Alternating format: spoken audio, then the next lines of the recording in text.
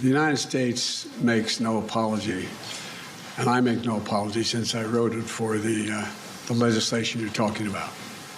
But there are occasions when you write a massive piece of legislation, and that has almost $368 billion for the largest investment in climate change of all of history.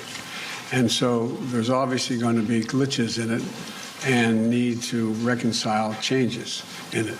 For example, there's a provision in it that says that there is an exception for anyone who has a free trade agreement with us.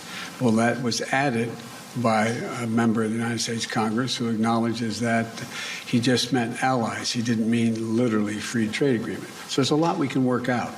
But the essence of it is we're going to make sure that the United States continues, and just as I hope Europe will be able to continue, not to have to rely on anybody else's supply chain.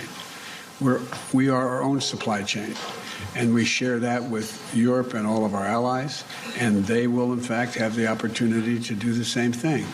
So there's tweaks that we can make that can fundamentally make it easier for European countries to participate and or be on their own. But that is something that is a matter to be worked out. There is no fundamental, it was never intended when I wrote the legislation, never intended to exclude folks who were cooperating with us. That was not the intention. The intention was to make sure we're no longer in a position when there was a pandemic in Asia and China decided they're going to no longer sell us computer chips. We invented the damn things. So anyway, but my point is we're back in business.